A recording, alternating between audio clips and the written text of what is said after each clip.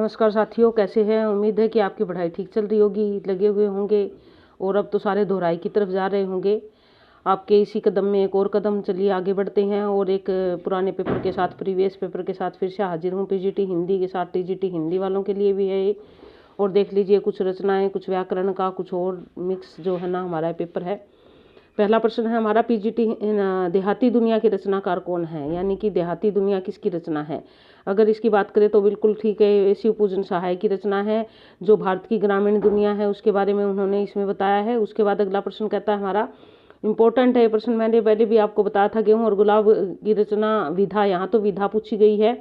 और जो है ना हमें जो है ना कई बार इनके रचनाकार पूछ लिए जाते हैं, गेहूं और गुलाब, तो ये हमारे लिए इम्पोर्टेंट है। यहाँ पर विधा इसमें से कोई नहीं है, बिल्कुल ये निबंध है गेहूं और गुलाब, तो इसलिए डी ऑप्शन बिल्कुल सही रहेगा।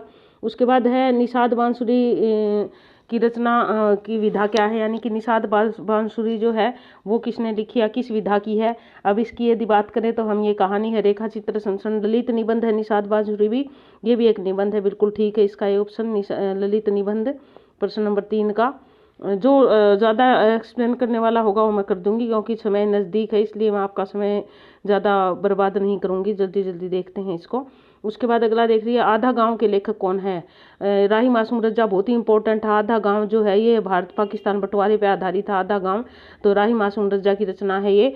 और ध्यान रखना, ये जो हमारा भारत पाकिस्तान का 1947 का बंटवारा हुआ था उसी पर आधारित है। उसके बाद अगला प्रश्न हमारा, हिंदी में शिकार साहित्य के अप्रतिम लेखक कौन है, या कई बार यूँ आ जाता है हिंदी में शिकार साहित्य का श्री गणेश करने वाले लेखक का नाम बताइए, तो नाम एक ही है, श्री राम शर्मा का नाम आता है। ये अच्छे से इंपॉर्टेंट प्रश्न है, याद कर लो इसको। ये जो न शिकार साहित्य लिखने का जो न श्रेय श्री राम शर्मा जी को ही जाता है। उसके बाद अगला देख लीजिए, चारूचंद्र लेख के उपन्यासकार कौन है। बहुत बार पढ़ा है हमने चारूचंद्र लेख किसकी, हजारी प्रसाद द्विवेदी को बहुत बार पढ़ा है, बहुत ही इंपॉर्टेंट लेखक हमारे ये। आलोचना के माध्यम से, लेखक के माध्यम से, और हमारी जो एनसीईआरटी के सिलेबस में भी आए हैं उसके माध्यम से, तो इनको बहुत बड़े अच्छे से करके जाना आपने। डी ऑप्शन बिल्कुल ठीक है इनका। उसके बाद गली आगे मुड़ती है के लेखक कौन है। शिव प्रसाद सिंह है इसके, गली आगे मुड़ती है, इसके लेखक का नाम शिव प्रसाद, ये भी बिल्कुल ठीक है। उसके बाद अगला प्रश्न है, काला जल का कथानक किस समस्या से संबंधित है। अब यहाँ पे देखिए, काला जल की स्त्री उत्पीड़न, दलित समस्या, भ्रष्टाचार, सांप्रदायिकता, अब इसमें से कोई नहीं है। ये एक जल की समस्या है, या यूं ये मुस्लिम समाज की जो रूढ़ियां हैं, ये मुस्लिम समाज के बारे में है, उनकी रूढ़ियों के बारे में है, किस प्रकार वह समाज जो है ना आज भी पुरातनपंथी रूढ़ियों में उलझा हुआ है। जो इसका इसके लेखक का नाम है गुलेर खासानी, जो खुद मुस्लिम है, और उन्होंने मुस्लिम समाज की बड़ी अच्छी सी जो है ना चीज़ को उठाया है कि किस प्रकार छोटी छोटी बातों पर जो है ना वो मुस्लिम समाज एक रूढ़ियों में बंधा हुआ है, जो ना पुरानी चीज़ों को छोड़ने पर तैयार नहीं है। तो इसमें कोई नहीं है इसका ऑप्शन, सारे ही जो है ना गलत है इसमें। अगर कहीं ना कहीं थोड़ा सा बहुत ले हो तो ये आ जाता, लेकिन ये भी नहीं है, क्योंकि वो सिर्फ मुस्लिम, हिंदू मुस्लिम की कोई लड़ाई नहीं है, सांप्रदायिकता भाव नहीं है, ये सिर्फ उनकी जो ना उनकी जो रूढ़ियाँ हैं जो मुसलमानों की, उनके बारे में है। पानी की समस्या, काला पानी, किस प्रकार एक पानी एक जगह पड़ा पड़ा सड़ जाता है, इसी प्रकार उन्होंने मुस्लिम समाज की परंपराओं को बताया है कि किस प्रकार वो एक जगह पड़ी पड़ी सड़ गई है, उसमें बहुत सारी विकृतियां आ गई हैं, उनको बदलने की बात है। तो इस प्रकार जो है पानी की समस्या से माध्यम से इन्होंने मुस्लिम समाज की समस्या का उल्लेख किया है यहाँ पर। उसके बाद अगला है, अगला क्या है हमारा अगला प्रश्न, अगला प्रश्न है, पृथ्वीराज की आंखें शीर्षक नाटक के रचयिता कौन है। पृथ्वीराज जी के बारे में आपने सुना होगा, किस प्रकार उनकी आंखें जो है उनमें जो है ना जलते हुए भाले दोनों आंखों में गोदिए थे, तो वो इसी से संबंधित है पृथ्वीराज की आंखें। राम कुमार वर्मा इसके लेखक है, बिल्कुल ठीक है। उसके बाद अगला देख लीजिए, अगला प्रश्न कहता है, नेताजी कहीन के एक ये व्यंग्यात्मक लेख है, नेताजी ने कही के लेखक मनोहर श्याम जोशी जो है वो इसके लेखक है, मनोहर श्याम जोशी, बिल्कुल ठीक है। उसके बाद अगला प्रश्न है हमारा, निम्नलिखित उपन्यासों में से प्रेमचंद का अंतिम उपन्यास कौन सा है। अब यदि प्रेमचंद का प्रथम उपन्यास की बात करोगे आप तो यह आएगा सेवा सदन, लेकिन यहाँ क्या पूछा है अंतिम उपन्यास, तो अंतिम उपन्यास गोदान है। अगर मान लो कई बार पूछा जाता है उनका प्रौढ़ उपन्यास कौन सा है तो भी गोदान आएगा, और यदि पूछा जाता है उनका जो है ना आधुनिक पीढ़ी का जो है ना विरोधाभास कौन सी में है तो ये भी गोदान में है। तो इस प्रकार कई चीज़ों में गोदान का नाम आता है। तो आगे बढ़िए, हमारा अगला प्रश्न क्या कहता है, टेडी टेढ़े मेढ़े रास्ते के लेखक कौन है? भगवती चरण वर्मा इसके लेखक है, बिल्कुल ठीक है, टेढ़े मेढ़े रास्ते भगवती चरण वर्मा की रचना है।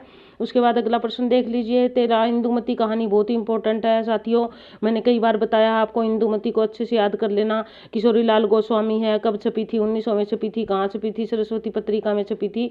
तो ये सारी चीजें आपको याद रखनी होगी। हिंदी की पहली कहानी मानी जाती है इसको, इंदुमती। ज्यादातर आचार्य जो है ना इसको पहली कहानी मानते हैं हिंदी की। अब बुद्धू का काटा कहानी के लेखक कौन है? बुद्धू का काटा चंद्र शर्मा गुलेरी की रचना है। बुद्धू का काटा के साथ साथ इनकी रचना जो है चंद्र शर्मा गुलेरी की एक और रचना है, बहुत ही इंपॉर्टेंट है। उसने कहा था, ये जो है ना अशरीरी प्रेम है और जो ना पवित्र प्रेम की कहानी है एक, और बड़ी अच्छी सी कहानी, इसका नाट्य रूपांतरण भी हो चुका है, इस पे उसने कहा था पे नाटक भी बन चुकी है। और ये हमारे चंद्र शर्मा गुलेरी जो थे इनकी 3 ही रचनाएं हैं, बुद्धू का काटा और उसने कहा था और सुखमय जीवन, ये सुखमय जीवन है तीसरी। ये तीनों ही इंपॉर्टेंट है, ये आपको बड़े अच्छे से याद करनी पड़ेगी। और तीसरी है बुद्धू का काटा। तो आगे बढ़िए, आगे क्या है हमारा अगला प्रश्न कहता है 15वां, निम्नलिखित में से कौन सा उपन्यास नागार्जुन का नहीं है? हमें देखना है कौन सा उपन्यास नागार्जुन का नहीं है। बलसनमा ये नागार्जुन का है। रतिनाथ की चाची ये भी है। वरुण के बेटे प्रति परिकथा ये उनका उपन्यास नहीं है। डी ऑप्शन बिल्कुल ठीक है, प्रति परिकथा ये उपन्यास उनका नहीं है। उसके बाद अगला देख लिए, धुलाई वाली किस विधा की रचना है? धुलाई वाली यदि हम बात करें तो ये क्या है, एक कहानी है धुलाई वाली। और रेखा चित्र उपन्यास नहीं, कहानी है, बिल्कुल ए आ जाएगा इसका ऑप्शन। धुलाई वाली जो है एक कहानी है, ए ऑप्शन रहेगा इसका। उसके बाद अगला ले लीजिए, जुलूस उपन्यास के लेखक। ये जुलूस उपन्यास भी कई बार पूछ लिया जाता है, किसके है? किसका है? फणीश्वर नाथ रेणु का है जुलूस उपन्यास। डी ऑप्शन बिल्कुल ठीक है इसका, फणीश्वर नाथ रेणु ने लिखा है, आज़ादी के बारे में है इसके उल्लेख जुलूस में। उसके बाद अगला प्रश्न आता है हमारा बकरी नाटक है। ये पहले भी आ चुका, सर्वेश्वर दयाल सक्सेना का बकरी नाटक है। और बकरी कविता की अगर बात आ जाए तो भारतेंदु हरिश्चंद्र जी की है। उसके बाद अगला है हमारा, निम्नलिखित में से किस कृति के लेखक रामविलास शर्मा है? ये मैंने भाषा और समाज एक दिन किसी और की पढ़ा रही थी मैं ऐसे ही प्रश्नोत्तरी में, तब भी आपको बताई थी, इंपॉर्टेंट है ये रचना, भाषा और समाज, जिसके लेखक का नाम जो है वो क्या है? रामविलास शर्मा है। तो ये ध्यान देना, ये इनकी रचना बहुत ही इंपॉर्टेंट है, भाषा से संबंधित है।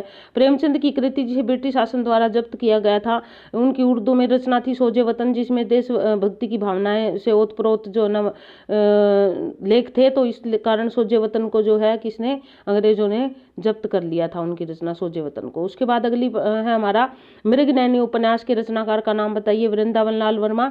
वृंदावन लाल वर्मा ने ऐतिहासिक उपन्यास लिखे हैं, उसी में मृगनयनी भी जो है ना एक ऐतिहासिक उपन्यास है उनका।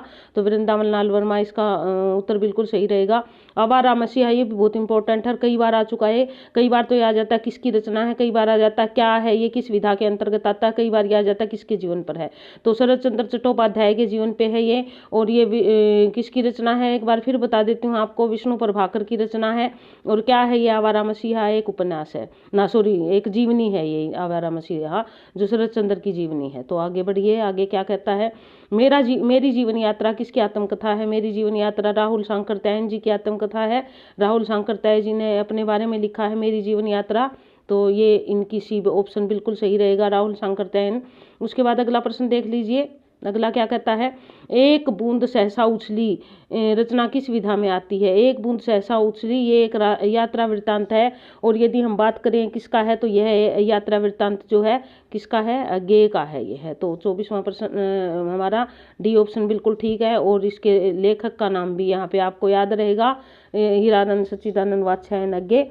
उसके बाद अगला देख लीजिए, अगला प्रश्न हमारा क्या कहता है, 25वां प्रश्न कहता है, नित्य प्रति पुण्योन रहे आनन ओ पूजास में अलंकार बताइए। यहाँ पर जो है हमारा अतिशोक्ति अलंकार है, अगर आपको व्याख्या करनी आए तो आनन ओ पूजास, नित्य प्रति पुण्योन रहे आनन ओ पूजास, यहाँ पर बात को बढ़ा चढ़ाकर कहा गया है, तो इस कारण हमारा अतिशोक्ति अलंकार है। उसके बाद अगला है, अवधि का निजी छंद है। कई बार ये भी इंपॉर्टेंट है, अवधि भाषा का ही छंद माना जाता है उसको, और वह छंद है छप्पे छंद, यानी कि ये आ जाएगा हमारा। ये छंद की मैंने एक बार फिर कहूंगी कि बहुत अच्छे से करवा रखी है पूरी छंद की विस्तार पूर्वक, और वहां से आप देख सकते हो, अगर आपके पास समय है और देखना चाहो तो आप छंद को तो वहाँ अधिकतर छंद मैंने जो आपके योग्य है वो करवा रखे हैं, तो देखते रहिए। और उम्मीद है जब से अगले प्रश्न पे बढ़े हम, तो मुझे पूरी उम्मीद है कि आपने लाइक भी कर दिया होगा और शेयर भी कर दिया होगा। अगर नहीं कर दिया तो जल्दी करो भाई, अगर आप लाइक करते हो तो वो मुझे अच्छा लगता है, आपको भी अच्छा लगेगा। करिए, जैसे मैं तन्मयता से पढ़ा रही हूँ आपको उसी तन्मयता से लाइक भी करना चाहिए। लाइक करो, शेयर करो, और नए बंधु है वो सब्सक्राइब करो, आगे बढ़ती रहिए। 27वां प्रश्न क्या कहता है? 27वां कहता है कनक कनकते सोगुनी मादकता अधिकाय में कौन सा अलंकार है? ये रिपीट हो गया हमारा, यमक अलंकार है, बार बार आता है। कनक एक सोना और एक धतूरा, बहुत ही वो है। ये किसकी है पंक्ति? अगर आपको ये पूछ लिया जाए तो पता होना चाहिए। कनक कनकते सोगुनी किसकी पंक्ति है? ये हमारे रीतिकालीन कवि थे, ये भी बता देती हूँ चलो आज आपको। ये जो है किसकी कवि? ये बिहारी की रचना है, कनक कनकते सोगुनी वाली, बिहारी का दोहा है ये। उसके बाद अगला देख लीजिए, अगला प्रश्न क्या कहता है हमारा? अगला प्रश्न है, ये कहता है कि ध्वन्यालोक किस तत्व से संबंधित ग्रंथ है? ध्वनि ग्रंथ है हमारा, जो आनंदवर्धन का उन्होंने लिखा, तो ध्वनि से संबंधित है ध्वन्यालोक, डी ऑप्शन आ जाएगा इसका। उसके बाद अगला है, निम्नलिखित में से कौन सा छंद दोहा का विपरीत है? अगर दोहा की बात करें तो दोहा छंद के जो है चरण में क्या होता है? पूरे चरण में 24 मात्राएं होती है, और उसमें क्या होता है? पहले पाद में 13 और दूसरे में 11, इस करके जो है 24 होती है। तो यह रोला जो है ना, उसमें पहले में 11 और दूसरे में 13 होती है। फिर जो दोहा होता है उसमें तीसरे में फिर जो ना 13 और चौथे में फिर 11 होती है, इसमें तीसरे में फिर 11 और चौथे में फिर 13 होती है। तो ये इसका विपरीत हो गया, तो इसका ऑप्शन जो है एक रहेगा, कोई नहीं, ये गलत है उत्तर इसका। इसका ऑप्शन एक है, रोला है दोहा के विपरीत। तो आगे बढ़िए, आगे क्या कहता है। और अगला प्रश्न देख लेते हैं, चौपाई। एक और भी बात रहा है कि दोहा जो है वो उसका अंत हमेशा लघु से होता है, रोला का हमेशा दीर्घ से। तो उल्टा हो गया, उसके विपरीत हो गया ये, तो ठीक है, रोला ही आएगा इसका। उसके बाद अगला, चौपाई छंद में मात्राओं की संख्या कितनी होती है? प्रत्येक चरण में 16 मात्राएं होती है, बिल्कुल ठीक है। 4 चरण होते हैं और सम मात्रिक छंद है ये, जिसमें सारे चरणों में बराबर हो जाता है, उसको क्या बोलते हैं? सम। और मात्राएं बराबर है तो मात्रिक बोलते हैं, और वर्ण है तो उसको वर्णिक बोलते हैं। तो ये इस तरह जो है ध्यान रखिए। उसके बाद अगला देखिए, कमल नयन में कौन सा समास है? तो आपको बताने की जरूरत नहीं है। कमल नयन किसके लिए रूढ़ है? यदि कमल नयन की हम बात करें तो वो भगवान, यहाँ पर देखिए अगर कर्मधार्य दिया होता तो कर्मधार्य भी होता वो, लेकिन यहाँ पर किसके हैं? कमल के समान नयन है, जिसके अर्थात भगवान विष्णु। तो क्या हो जाता है? बहुव्रीहि समास हो जाता है। राम के लिए भी, क्योंकि राम ने कहते हैं जब भगवान की शिव की पूजा कर रहे थे वो, तो उन्होंने ना 108 कमल चढ़ाने थे, लेकिन एक कमल जो है वहां से चुरा लिया। लंबी कथा है, यहाँ ज्यादा तो नहीं बताऊंगी। और तब उन्होंने ना कमल तो अब आए कहाँ से, पूजा खंडन ना हो जाए, इसलिए अपना आंख नैन निकाल के जो न शिवलिंग पे चढ़ा दिया, और फिर भगवान परमेश्वर साक्षात जो है ना प्रकट हुए, और उन्होंने जो है ना उनको मतलब उनकी इच्छा पूर्ति की, और जो भी था इस तरह करके। तो कमल नयन जो है वो राम के लिए, रामचंद्र या भगवान विष्णु के लिए रूढ़ है, तो इसलिए बहुव्रीहि समास बिल्कुल ठीक है यहाँ पे हमारा, यानी कि सी ऑप्शन रहेगा इसका। उसके बाद अगला देख लीजिए, अगला क्या कहता है। अगला प्रश्न है, हानि और लाभ में कौन सा अलंकार है? यहाँ पर द्विगु नहीं है, तत्पुरुष ये द्वंद्व समास है, हानि और लाभ। तो इसलिए हम क्या कहेंगे, इसमें कौन सा समास हो जाएगा हमारा? द्वंद्व समास। तो द्वंद्व है नहीं यहाँ, तो इसमें से कोई नहीं, डी ऑप्शन बिल्कुल ठीक है। उसके बाद अगला देख लीजिए हमारा, संविधान के अनुच्छेद 351 में किस विषय का वर्णन है? ये जो ना मैंने आपको पहले भी बताया है, अनुच्छेद 8वीं अनुसूची में अनुच्छेद 343 से लेके और 351 तक का जो है वो सारा भाषाओं से संबंधित है। तो 351 में किस विषय का वर्णन है? संघ की राजभाषाओं, उच्चतम न्यायालय की भाषा, पत्राचार की भाषा, हिंदी भाषा के विकास से संबंधित निर्देश दिए गए हैं। डी ऑप्शन बिल्कुल ठीक है, हिंदी भाषा का विकास, प्रचार प्रसार से संबंधित उसमें सारे निर्देश दिए गए हैं 351 में। उसके बाद अगला है हमारा, अगला क्या कहता है?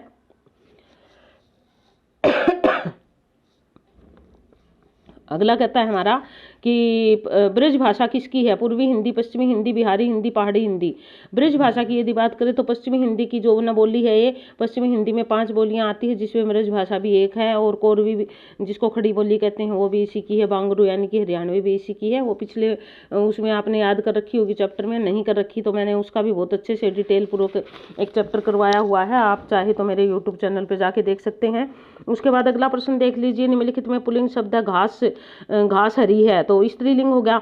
आए अधिक हो गई, ये भी स्त्रीलिंग हो गया। नहर में पानी नहर बह रही है, नहर चल रही है, नहर आ गई, ये भी स्त्रीलिंग हुआ। व्यय हुआ यानी कि खर्च हुआ, तो ये जो है ना सी जो हमारा पुल्लिंग रहेगा। ये इस प्रकार के मैंने पहले भी आपको बताया है, इनके साथ क्रिया लगा के देखिए, और अगर आप क्रिया लगा के देखते हो इस प्रकार तो आपको एकदम स्पष्ट हो जाएगा कौन सा स्त्रीलिंग है और कौन सा पुल्लिंग है। उसके बाद अगला देखिए, सूची 1 और 2 का मिलान कीजिए।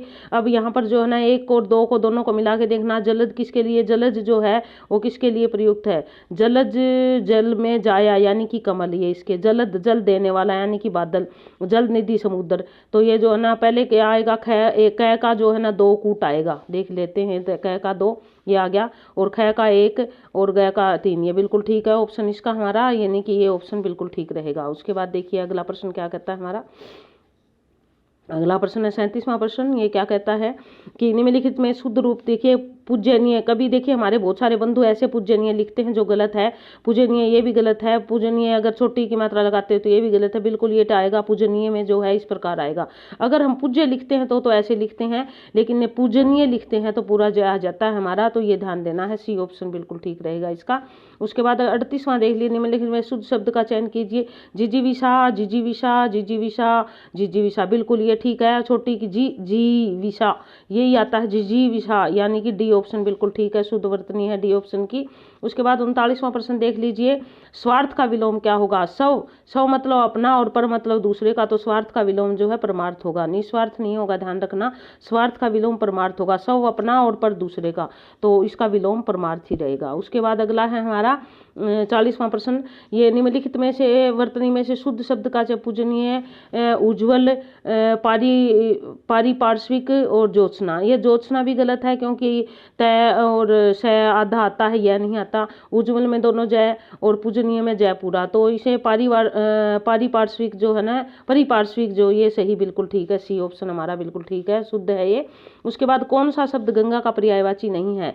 जाह्नवी गंगा के लिए प्रयुक्त होता है, देवा पगा ये भी होता है, सुरसरी भी होता है, तो सरिता नहीं होता। सरिता आम नदी के लिए प्रयुक्त होता है, गंगा का पर्यायवाची सरिता नहीं है, तो इसलिए हमारा ऑप्शन इसका ये सही रहेगा। उसके बाद अगला देख लीजिए, अगला प्रश्न क्या कहता है, राम निम्नलिखित में से शुद्ध वाक्य को चुनिए। राम रोटी खाया नहीं, राम ने रोटी खाया है नहीं आएगी, राम ने रोटी खाई है, बिल्कुल। रोटी जो है वो पुल्लिंग में आती है, स्त्रीलिंग में आती है, तो इसलिए खाई है आएगी, क्रिया स्त्रीलिंग के अनुसार होगी, तो सी ऑप्शन बिल्कुल ठीक है इसमें। उसके बाद अगला देख लिए, निम्नलिखित शब्दों में से शुद्ध शब्द का चयन कीजिए। अब ये बहुत बार आता है, और आप यूं लगा लीजिए कि है ना, जब हम शुरुआत में देखते थे तो हमें समझ ही नहीं आता था कि इसमें शुद्धि क्या है। जब वो कहते हैं ना कि जब आदमी जैसे जैसे चीज़ों को देखता है, करता है और अभ्यास करता है, तो हमें समझ आती है चीज़ें। अब संन्यास जो था, हम अक्सर संन्यास बोलते हैं और वैसे ही लिख देते हैं संन्यास। बोल के देखोगे आप तो डबल न आएगा, एक ऊपर बिंदी है और नीचे आधा लगा हुआ है, बिल्कुल ये ठीक है। संन्यास, श्रृंगार, उज्ज्वल, ये इस प्रकार के, ज्योत्सना, ये बहुत सारे ऐसे शब्द हैं जो आमतौर पर अशुद्धि संशोधन में आते हैं। उसके बाद अगला लगा लीजिए, अगला क्या है हमारा प्रश्न, बाल्टी शब्द कैसा है? यदि हम बात करें तो हमारी हिंदी भाषा में बहुत सारे तत्सम, तद्भव, देशज, विदेशज शब्द है, तो यदि बाल्टी शब्द की बात करें तो ये विदेशज शब्द है। अब विदेशज यदि हम करें तो किस भाषा का है ये, और देख लीजिए, बाल्टी शब्द जो है वो फारसी का है। हमारी जो है हिंदी है उसका बहुत बड़ा दिल है, उसने बहुत सारी भाषाओं के शब्द अपने अंदर स्वीकार कर रखे हैं, तो उसमें जो है अरबी, फारसी और तत्सम शब्द तो खैर वहाँ से तो निकली है, उसका तो कोई बात ही नहीं करेंगे हम। पुर्तगाली, कुछ जो है ना अंग्रेजी, रोमन लिपि के, इस प्रकार के बहुत सारे शब्द हैं ऐसे जो हमारी हिंदी में समाहित हो गए हैं। उसके बाद अगला देखिए, खेत रहना मुहावरे का अर्थ क्या होगा? युद्ध में शहीद होना, कानूनी विवाद में जमीन का बिक जाना, खरीदिए, बाकी कोई नहीं है। अगर कोई नज़दीक से आता है तो यहाँ आता है युद्ध में शहीद होना, वैसे खेत रहने का मतलब शहीद होना होता है, ए ऑप्शन इसका देख लेंगे हम। उसके बाद अगला है, न नोमन तेल होगा और न राधा नाचेगी, इसका अर्थ क्या होगा? मतलब नोमन तेल होगा तो राधा नाचेगी, तो नोमन तेल जो न नाचने के लिए कौन इकट्ठा करेगा, तो इसलिए इसमें क्या आ जाएगा, असंभव कार्य हो जाएगा। उसके बाद अगला आ जाएगा हमारा, निम्नलिखित में से लोकोक्तियों को चुनिए। 3 मुहावरे है और 1 लोकोक्ति है यहाँ पे। अंधे की लकड़ी बिल्कुल मुहावरा, 9 2 11 होना, ये भी गले पड़ना, ये भी। अध जल गगरी छलकत जाए, ये लोकोक्ति है। आपको मैंने एक दिन पहले भी एक वीडियो में बताया था कि लोकोक्ति और मुहावरे में क्या अंतर होता है। लोकोक्ति के पीछे एक कहानी होती है, फिर लोकोक्ति बनती है। लोक की उक्ति यानी कि जो लोक में यानी कि जो समाज में जो उक्तियां विद्यमान होती हैं उनको लोकोक्ति कहते हैं। अधिकतर लोकोक्तियां वास्तविकता पर आधारित होती है, कोई ना कोई घटना कभी ना कभी घटी होती है, तभी लोकोक्ति बनती है। मुहावरे सिर्फ शब्दों की तुकबंदियां होती हैं, तो ये देखने की बात है हमें। उसके बाद 48वां प्रश्न देख लीजिए क्या कहता है। 48वां प्रश्न फिर कूट वाला आ गया। 10 कुमार चरित किसकी रचना है, नैषधीय चरित किसकी है और उत्तर राम जो है वो चरित किसकी है। तो देख लेते हैं यहाँ पर, ये यहाँ कर लेते हैं हम। तो पहला जो है हमारा 10 कुमार चरित किसका है, दंडी का है, यानी कि यहाँ पर जो है हमारा कै का क्या आ जाएगा, थर्ड, ये बिल्कुल ठीक है। और खै नैषधीय चरित किसका है, श्री हर्ष का है। उत्तराम चरित जो है भवभूति का है, बिल्कुल ठीक, सी ऑप्शन बिल्कुल ठीक रहेगा इसका। यानी कि अगर इसको देखें तो ये ऐसे आ जाएगा, और इसको देखें तो ये ऐसे आ जाएगा, और इसको देखें तो ये ऐसे आ जाएगा। तो इस तरह करके सी ऑप्शन बिल्कुल ठीक है इसका। उसके बाद आगे देखिए अगला प्रश्न क्या है हमारा, संधि से संबंधित है अगला प्रश्न। अभिन्न शब्द क्या संधि विच्छेद क्या होगा, ध्यान से देखना। इस प्रकार के शब्द कई बार आते हैं संधि छेद करने, और हमें दरअसल आते नहीं हैं, हम गलत हो जाते हैं।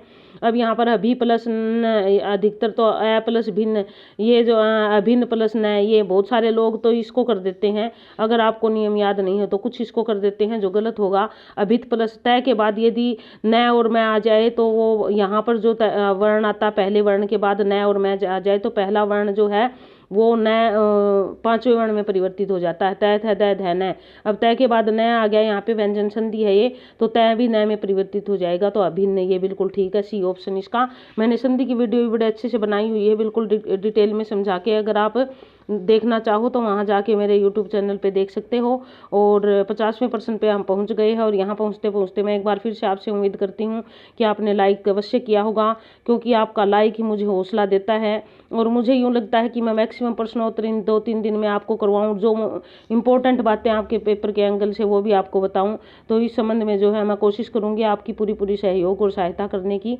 अनंत का सही संधि विच्छेद क्या होगा, अनंत का सही संधि विच्छेद क्या होगा, अन प्लस अंत, ये न के बाद न आता है तो स्वर ये आ जाता है, तो क्या होता है इसमें न में, ये तो सीधे तौर से बनी है अन। यहाँ और कोई हमारा ऑप्शन दिया हुआ नहीं है, लेकिन एक और भी है हमारा जिसके तरीके से हम जो है अनंत का संधि विच्छेद बना सकते हैं। क्या, अब मान लो हम यहाँ पर करते अज प्लस अंत, तो जय छ जय जय न, नहीं वो जय जय अगर करते हैं यहाँ पे हम अच प्लस अंत, तो भी हमारा जो है अनंत बन जाता। लेकिन ये जो ऑप्शन दिया हुआ इसमें यही है, तो बी ऑप्शन आएगा हमारा इसका। उसके बाद अगला देख लीजिए 51वां, आदिकाल का नाम जो है वो बहुत विवादों में रहा है। आदिकाल का नाम तो वीरगाथा नामकरण किसने दिया था। अब वीरगाथा नामकरण जो देने वाले इसमें रामचंद्र शुक्ल ने दिया था और विश्वनाथ प्रसाद मिश्र ने भी दिया था। दोनों ऑप्शन सही है, इन दोनों ने दिया था इसको वीरगाथा काल, तो ये दोनों आएंगे। अब यदि हम बात करें मिश्र बंधु की, तो मिश्र बंधु ने क्या नाम दिया था आदिकाल को, मिश्र बंधु ने आदिकाल को नाम दिया था आरंभिक काल, आरंभिक काल। और यदि हम राम कुमार वर्मा की बात करें तो इन्होंने आदिकाल को क्या नाम दिया था, इन्होंने आदिकाल को कहा था चारण काल। तो इस प्रकार अलग अलग नाम थे, लेकिन इन दोनों ने, रामचंद्र शुक्ल ने और विश्वनाथ प्रसाद मिश्र, दोनों ने ही वीरगाथा काल दिया। तो इसके दो ऑप्शन है। ये प्रश्न जो है ना हमारा ऑप्शनल रूप से सही नहीं है, एक ही ऑप्शन ठीक होना चाहिए। अगला प्रश्न देख लीजिए क्या कहता है, हिंदी शब्द सागर के संपादित ग्रंथ है, किसने संपादित किया है हिंदी शब्द सागर को, श्याम सुंदर दास ने संपादित किया है, डी ऑप्शन बिल्कुल ठीक है इसका। उसके बाद 53वां प्रश्न कहता है पंडित चंद्रदत्त शर्मा गुलेरी ने किसको पुरानी हिंदी का प्रथम कवि स्वीकार किया था। अब ये अलग अलग विद्वानों ने अलग अलग जो है ना अपनी राय दी थी। भाई पुरानी हिंदी की बात की थी इन्होंने, नई हिंदी क्या है, पुरानी हिंदी क्या है। तो ये भी थोड़ा सा ऑप्शन जो है ना हमारा पुरानी हिंदी वाली बात भी थोड़ी ध्यान करनी पड़ेगी। और मैंने जो हिंदी भाषा का विकास और एक वो पूरा चैप्टर करवा रखा, उसमें मैंने अलग अलग विद्वानों के नाम बताए हैं कि खड़ी बोली को किसने जो है ना पुरानी हिंदी का नाम दिया था, आरंभिक अपभ्रंश से जो विकसित हुई थी। तो ये इसका उत्तर जो हमारा राजा मुंज बिल्कुल ठीक लिखा है इन्होंने यहाँ पे, ठीक है ऑप्शन ये। उसके बाद अगला देख लीजिए 54वां प्रश्न, 54वां प्रश्न क्या कहता है, किस रासो ग्रंथ की आल्हा खंड के नाम से जाना जाता है। मैंने कल परसों भी आपको बताए थे, आल्हा खंड के बारे में भी बताया था। बुंदेल के जो ना आल्हा उद्दल की कहानी है, जिसको आल्हा खंड के नाम से जगनिक की परमाल रासो, और इसको याद करने की एक ट्रिक भी बताई थी। वैसे आपके ज़्यादा मुझे उस बारे में कमेंट्स तो नहीं मिले कि आपको पसंद आई कि नहीं। एक दो मेरे चाहने वालों ने तो कहा कि अच्छी ट्रिक थी मैडम। बाकी ये जो ना याद करने के तरीके ऐसे ही होते हैं, अगर इन चीज़ों को याद करना चाहो तो आप। उसके बाद अगला देख लीजिए, विद्यापति की कौन सी रचना अभी तक संपादित होकर प्रकाशित नहीं हुई। एक विद्यापति की कीर्ति पताका है, कीर्ति लता, ये तो प्रकाशित हो चुकी पदावली। सारी विद्यापति की रचनाएं कीर्ति पताका है अभी तक, जो अभी तक प्रकाशित संपादित होकर प्रकाशित नहीं हुई, यानी कि कीर्ति पताका का नाम आता है इसमें। उसका बाद अगला प्रश्न है हमारा 56वां, आत्मबोध किसकी रचना है। गोरखनाथ की है। गोरखनाथ जो थे वो नाथ संप्रदाय के प्रवर्तक माने जाते हैं। नाथ 9 थे, और ये जो नाथ थे इन पे कहीं ना कहीं जो है ना हठ योग का प्रभाव था। तो गोरखनाथ उनमें से सबसे ज्यादा पढ़े लिखे थे, और गोरखवाणी को जो है ना बड़ थप्परवाल जी ने जो है ना संग्रहित करके छपवाया है। तो ये जो ना बी ऑप्शन रहेगा। इसके इनके बारे में 2-3 जो इम्पोर्टेंट प्रश्न थे वो मैंने आपको बता दिए, उम्मीद आपको पसंद आए होंगे।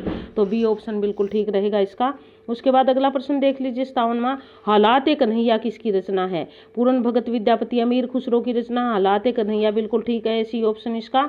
उसके बाद 58वां प्रश्न देख लीजिए, कबीरदास दिल्ली सल्तनत के शासकों में किसके समकालीन थे। ये पहले भी प्रश्न एक शुरू में करा था हमने, तब भी आया था, दोबारा आ गया। सिकंदर लोधी के जो न सम थे कबीरदास जी।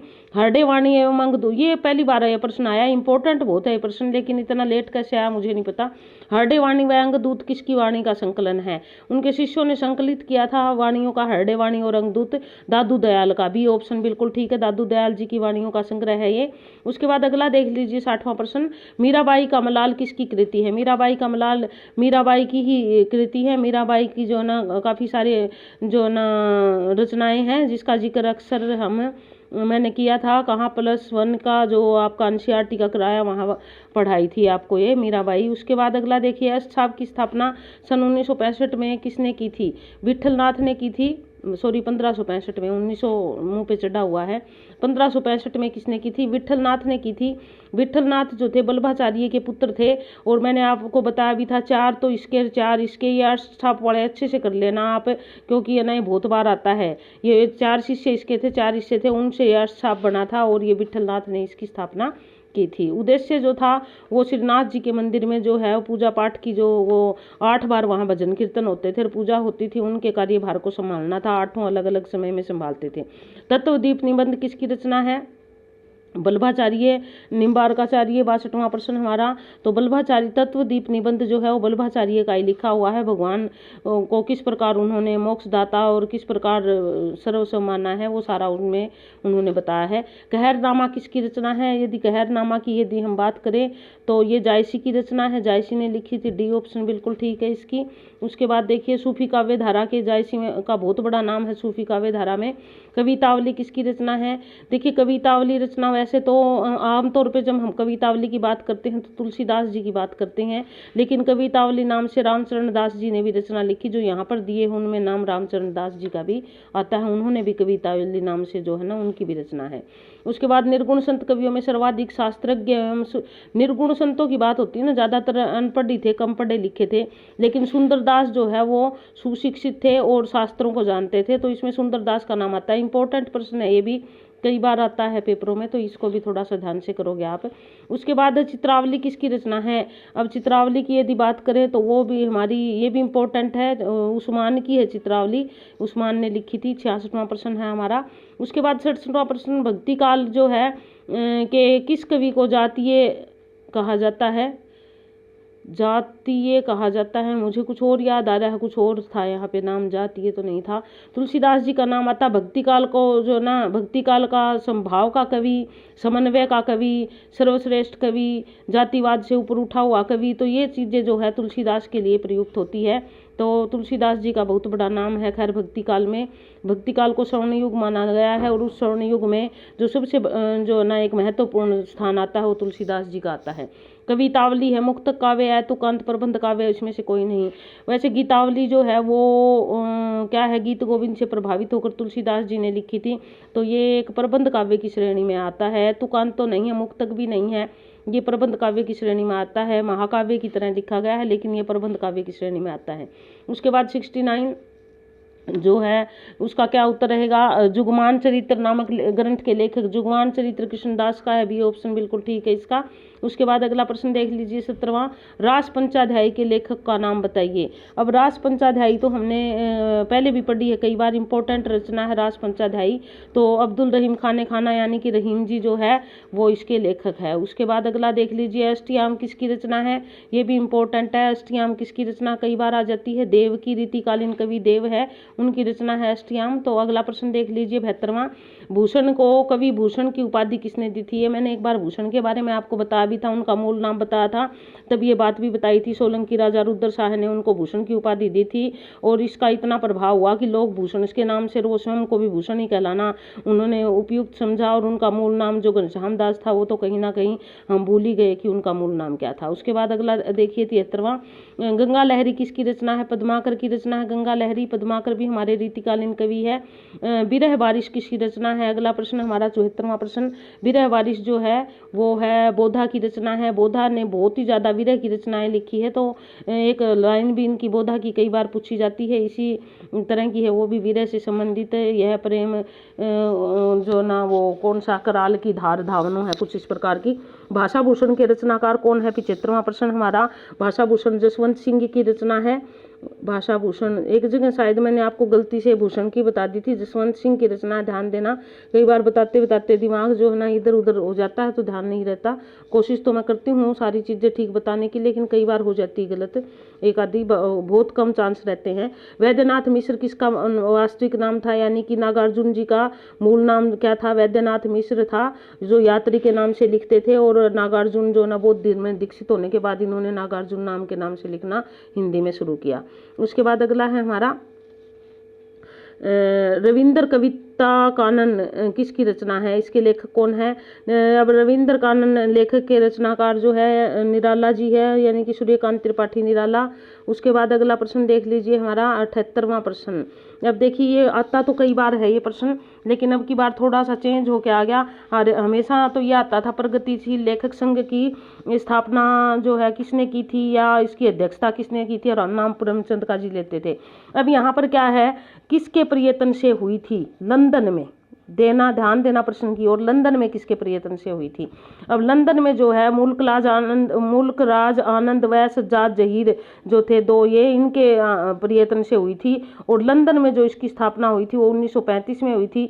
और भारत में जो है लखनऊ में जो इसका अधिवेशन हुआ था वो 1936 में हुआ था। और इसकी स्थापना, इसकी अध्यक्षता जो है प्रेमचंद जी ने की थी। तो ये चीज़ आपको ध्यान रखनी है, अगर लंदन वाली बात आ जाए तो इसकी स्थापना भी अगर आ जाती है तो 1935 में आएगी। और संस्थापक इनके जो है ये थे दोनों, जिनका नाम है मैं अभी अभी पढ़ा है, मुल्कराज जी का। और उसके बाद अगला देख लीजिए, अगला प्रश्न क्या कहता है, तार सप्तक में संकलित कवियों को राहों के अन्वेषी कहा था किसने, कौन कहेगा। ये ऐसी सी बात तो वही कहेंगे जिन्होंने उनको संग्रहित किया, उनकी जो ना उसका संपादन किया, यानी कि सच्चिदानंद हीरानंद वात्स्यायन नग्गे ने ये बात कही थी। उनको क्या कहा था, एक बार फिर से देख लेते हैं हम इस प्रश्न को, 79 को। उनको कहा था उन्होंने राहों के अन्वेषी। उसके बाद अगला देख लीजिए 80वां प्रश्न क्या कहता है, किसकी कविताएं स्वाधीन भारत का इस्पाती दस्तावेज है। अब ये जो है हमारे आलोचकों ने कहा, ये भी किसकी कविताएं, उनकी कविताओं को स्वाधीन भारत का इस्पाती दस्तावेज कहा था। ये गजानन माधव मुक्तिबोध की रचनाओं को कहा था। उसके बाद अगला देख लीजिए, पृथ्वीकल्प किसकी रचना है, ये भी इंपॉर्टेंट है। पृथ्वीकल्प किसकी रचना है, गिरिजा कुमार माथुर की रचना है पृथ्वीकल्प। गिरिजा कुमार माथुर को भी हमने एनसीईआरटी में पढ़ा है। उसके बाद 82वां प्रश्न देख लीजिए क्या कहता है, निम्नलिखित में से कौन सी रचना धर्मवीर भारती की नहीं। ठंडा लोहा बहुत बार पूछी जाती है, सादगी वर्ष बहुत बार पूछी जाती है, कनुप्रिया बहुत बार पूछी जाती है, सूरज का सातवां घोड़ा ये भी पूछी जाती है। ये धर्मवीर भारती की बहुत इंपॉर्टेंट रचनाएं हैं। और ये है सूर्य का स्वागत, प्रश्न नंबर 82। सूर्य का स्वागत जो है वो इनकी रचना नहीं है। हमारे एक क्रांतिकारी कवि है जिनकी गजल भी है 11वीं क्लास में, न हो, उनमें एक दोहा है जो मुझे कई बार जो ना बहुत भाता है, न हो कमीज तो पाँव से पेट ढक लेंगे, ये लोग कितने मुनासिब है इस सफर के लिए। यानी कि वो जो ना एक गज़ल लिखी उन्होंने जो आम लोगों में क्रांति लाने के लिए। तो उस तरह जो है यहाँ पे ये सूर्य का स्वागत भी किसकी रचना है, हमारी दुष्यंत कुमार की रचना है। ये दुष्यंत कुमार एक क्रांतिकारी कवि हुए थे। थोड़ा इनका जीवन काल बहुत थोड़ा था, लेकिन उस समय इतने समय में भी इन्होंने बहुत कुछ लिखा और बहुत ही अच्छा लिखा। गज़ल के प्रणेता जो है ना हिंदी साहित्य में इनको ही माना जाता है। मगध पुस्तक के लेखक कौन है? प्रश्न नंबर 83 मगध पुस्तक श्रीकांत वर्मा की है, तो ए ऑप्शन रहेगा इसमें, ए ऑप्शन बिल्कुल ठीक है। उसके बाद अगला देखिए 84वां प्रश्न, आनंद कादम्बिनी का प्रकाशन कहाँ से होता था? मिर्जापुर से होता था। और कई बार इसका पूछ लिया जाता है कि इसके जो है ना वो कौन थे, संपादक कौन थे? तो इसके संपादन का नाम जो है ना बद्री नारायण चौधरी प्रेमधन था। ये ध्यान रखना, बद्री नारायण चौधरी प्रेमधन उनका नाम था। उसके बाद अगला प्रश्न देख लीजिए, अगला क्या कहता है, जिंदगी नामा किसकी रचना है? यानी कि जिंदगी नामा किसने लिखी थी? कृष्णा सोबती ने लिखी है। बिल्कुल, कृष्णा सोबती को भी हमने एनसीईआरटी की +1 के सिलेबस में पढ़ा है। कृष्णा सोबती की रचनाएं हम हसमत, दिलो दानिश, जिंदगी नामा, ये सारी जो है उनकी रचनाएं हैं इस प्रकार की जिनका हमने जिक्र किया था। ये लड़की। उसके बाद अगला देख लीजिए क्या है, रूपा जीवा उपन्यास किसका है? लक्ष्मी नारायण लाल का है रूपा जीवा उपन्यास, लक्ष्मी नारायण लाल ने लिखा है। ये ऑप्शन इसका बिल्कुल ठीक है। उसके बाद अगला देख लीजिए 87वां प्रश्न क्या कहता है हमारा, निम्नलिखित में से अमृत राय का उपन्यास है। अमृत राय ने एक और चीज लिखी थी, आपको याद हो तो, कलम का सिपाही, जो प्रेमचंद के जीवन के बारे में जीवनी है। तो यहाँ उपन्यास की बात हो रही है। विषाद मठ, हुजूर, बीज, दुख मोचन। अब यहाँ पर विषाद ये तुम्हारा क्या है, बीज जो है वो इसका उपन्यास किसका है? अमृत राय का। बीज बिल्कुल ठीक है, ऑप्शन सी। उसके बाद 88वां प्रश्न देख लीजिए, आलोचना को भाषाई रिद्धिबद्धता से उन्होंने वैसे ही मुक्त किया जैसे निराला ने कविता को छंदों से मुक्त किया। निराला ने कविता को छंदों से। उक्त कथन किसके संबंध में है? डॉक्टर रामविलास शर्मा के संबंध में कहा गया है ये कथन कि उन्होंने आलोचना को भाषाई रीतिबद्धता से, आलोचक है रामविलास शर्मा, एक जो न प्रगतिशील आलोचक थे, तो इनके बारे में जो है ये कहा गया है ये कथन। उसके बाद अगला देख लीजिए, अगला 89वां प्रश्न क्या कहता है, पद्यात्मक भावभूति पर श्यामा सौपन नामक उपन्यास की सर्जना किसने की थी? श्यामा सौपन उपन्यास जो है ठाकुर जगमोहन सिंह का था। ठाकुर जगमोहन सिंह जो थे भारतेंदु के बहुत अच्छे मित्र थे और भारतेंदु मंडल के ही है ठाकुर जगमोहन सिंह, तो इसलिए बी ऑप्शन जो है इसका सही रहेगा। उसके बाद अगला देख लीजिए, अगला प्रश्न क्या कहता है, अरस्तु का काव्य शास्त्र किसकी रचना है? अरस्तु के बारे में पॉलिटिकल साइंस, देखिए मैंने पॉलिटिकल साइंस में भी एमए किया हुआ है और मैंने मेरा नेट भी किया हुआ, बड़ा अच्छा मेरा रोचक और प्रिय विषय है पॉलिटिकल साइंस। तो जब इन सब विद्वानों के बारे में मैंने हिंदी में भी पढ़ा, कुछ पाश्चात्य विद्वान थे तो मुझे बड़ा, पहले हिंदी में पढ़ रखे थे और बाद में फिर पॉलिटिकल की में की, तो देखा इनको कि है ना बड़े अच्छे अच्छे सिद्धांत दिए हैं इन्होंने। तो अरस्तु का काव्य शास्त्र किसकी रचना है? और उनका ही जो है क्या हमारे यहाँ दूसरे जो लेखक थे उन्होंने उसी को आधार मानकर अपनी रचनाएं लिखी, तो इसमें डॉक्टर नागेंद्र का नाम आता है। अरस्तु का काव्य शास्त्र डॉक्टर नागेंद्र का है। उसके बाद आगे देख लीजिए क्या है, 91 सन्यासी किसकी कृति है? यानी कि सन्यासी किसने लिखी थी? सन्यासी इलाचंद्र जोशी का उपन्यास है। और जहाज का पंछी जैसे मनोवैज्ञानिक, सन्यासी जैसे मनोवैज्ञानिक उपन्यास लिखे इन्होंने। उसके बाद भाषा के जादूगर के रूप में कौन विख्यात था? अगर यहाँ जितने दिए गए हैं उनकी बात करें तो भाषा का जादूगर शिवपूजन सहाय जी को कहा जाता था। भाषा का जादूगर कहा गया शिवपूजन सहाय को।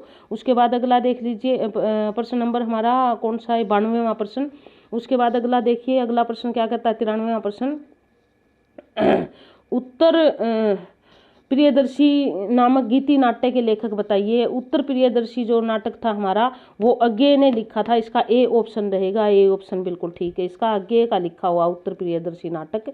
उसके बाद 54वां प्रश्न क्या कहता है, 54वां प्रश्न कहता है कविता के नए प्रतिमान के लेखक कौन थे? कविता के नए प्रतिमान लेख, उसके जो न निबंध, उसका जो न उसके लेखक का नाम डॉक्टर नामवर सिंह है। ये बहुत बड़े आलोचक है, समालोचना की है इन्होंने, तो नामवर सिंह का नाम आता है। उसके बाद आता है हमारा दामुल का कैदी के लेखक कौन है? दामुल का कैदी की रचना है, इसके लेखक का नाम प्रेमचंद जी है। कहानी दामुल के कैदी, सी ऑप्शन रहेगा इसका। उसके बाद अगला देख लीजिए 96वां प्रश्न। और हम अंत जो 100 प्रश्नों की सीरीज के अंत की तरफ बढ़ रहे हैं। उम्मीद है आपने लाइक शेयर सब्सक्राइब सब कुछ किया होगा। शेयर अवश्य करो अपने दूसरे दोस्तों के साथ, क्योंकि आप शेयर करोगे तभी तो उनको पता चलेगा कि क्या देख रहे हो आप। जनेंद्र का पहला कहानी संग्रह कब प्रकाशित हुआ था? 1929।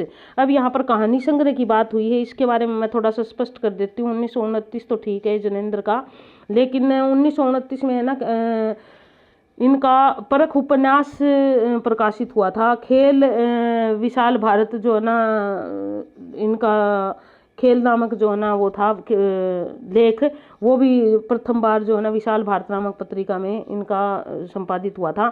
तो ये उपन्यास भी है और कहानी भी है, तो बी आएगी। उपन्यास की बात आती तो परख, और कहानी संग्रह की यदि बात आती है तो खेल जो है इनका कहानी संग्रह था। उसके बाद अगला देख लीजिए, अगला है आलोचना नामक प्रसिद्ध समीक्षा पत्रिका के संपादक कौन है। आलोचना बहुत बार आती है, बहुत इंपॉर्टेंट है। आलोचना किसकी रचना, 97वां प्रश्न। डॉक्टर नामवर सिंह की जो है ना आलोचना है, ये आलोचना नाम से जो है प्रसिद्ध समीक्षा पत्रिका निकलती थी, जिसका संपादक जो है डॉक्टर नामवर सिंह करते थे। ए ऑप्शन रहेगा इसका। उसके बाद अगला आ जाएगा हमारा बाण भट्ट की आत्मकथा किसकी औपन्यासिक कृति, ये भी इम्पोर्टेंट है हमारा। बाण भट्ट की आत्मकथा चारुचंद्र लेख, ये जो है किसके है, हजारी प्रसाद द्विवेदी जी के, बी ऑप्शन बिल्कुल ठीक है। उसके बाद 99वां प्रश्न, वैशाली की नगर वधू, बहुत ही इंपॉर्टेंट रचना है वैशाली की नगर वधू भी। किसकी रचना है, चतुरसेन शास्त्री की रचना है वैशाली की नगर वधू। अब आपने मगध मुगध के बारे में कुछ पढ़ा होगा तो ये भी आपने पढ़ी होगी। वैशाली की नगर वधू भी बहुत ही अच्छा जो है अच्छी सी जो है ना इसमें है कहानी। उसके बाद चित्रलेखा किसकी औपन्यासिक कृति है, चित्रलेखा जो है किसने लिखी, पहले भी आ चुका है 100वां प्रश्न, भगवती चरण वर्मा की रचना है चित्रलेखा। काफ़ी इंपॉर्टेंट रचना है ये भी उनकी, ये ऑप्शन रहेगा। तो इस प्रकार जो है ना उम्मीद है दोस्तों आपने ये सारी वीडियो देखी होगी, आपको पसंद आई होगी, लाइक भी कर दिया होगा आपने, शेयर भी किया होगा, क्योंकि इस प्रकार आपका जो है ना मेरे को प्यार प्रेम देना, ये इसके लिए मैं धन्यवादी हूँ आपकी, बहुत बहुत धन्यवाद आपका। और चलिए देखते रहिए, अगली वीडियो जल्दी लेकर हाजिर होंगे। और वीडियो देखने के लिए धन्यवाद। जय हिंद।